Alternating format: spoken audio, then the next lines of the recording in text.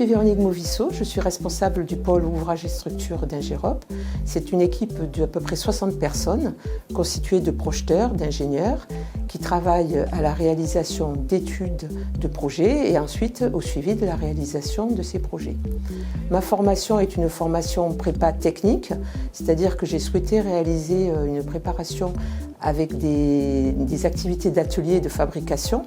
Je suis ensuite passée par une école d'ingénieur et j'ai fait une spécialisation béton armé et précontraint puisque c'était le type de projet sur lequel je souhaitais travailler. Je souhaitais vraiment travailler sur des ponts. Après, j'ai travaillé également sur des tunnels, mais mon intention première était de travailler sur des ponts.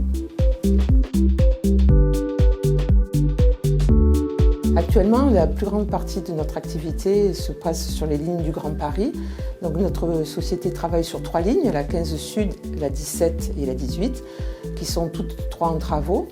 Donc, ces lignes présentent de grandes difficultés techniques par rapport à la profondeur des gares, pour lesquelles on réalise des parois moulées qui descendent à plus de 30 mètres de profondeur, des planchers importants pour répondre aux souhaits des architectes d'avoir des grandes ouvertures dans les gares, ainsi que pour ce qui est de la 15 Sud, la proximité de la Seine avec des ouvrages noyés par la nappe.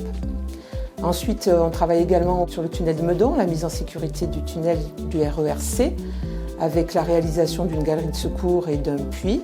Problématique également de grande profondeur, puisque le puits est à 35 mètres de profondeur. Tous ces projets participent à la mobilité et au développement de l'activité de la région parisienne. Ils sont réalisés dans le cadre de mise en sécurité des personnes pour ce qui est du tunnel de Meudon.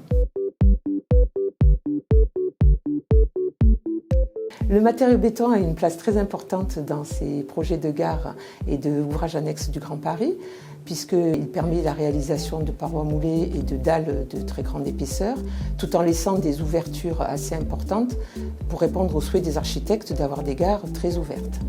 D'autre part, certains architectes, tels que M. Dutilleul sur la gare de Pont-de-Sèvres, a souhaité laisser en évidence le matériau béton brut, c'est-à-dire que la correspondance est réalisée avec des banches et des dispositifs de mise en œuvre qui permettent d'avoir un rendu de béton lisse sur les pieds droits et sur la dalle de couverture, qui vont permettre de voir le béton à son état brut.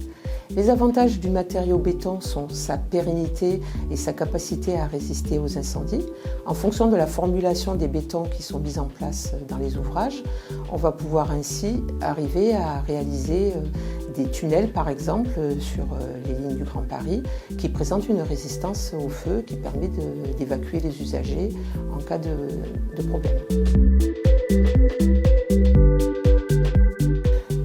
Les différents projets sur lesquels nous travaillons, notamment par exemple le Grand Paris, permettent d'avoir une connexion nouvelle entre les territoires, interbanlieues, puisqu'il va s'agir de réaliser une deuxième ceinture du métro de Paris. Et ceci permet donc un développement des activités économiques et le développement de certains territoires.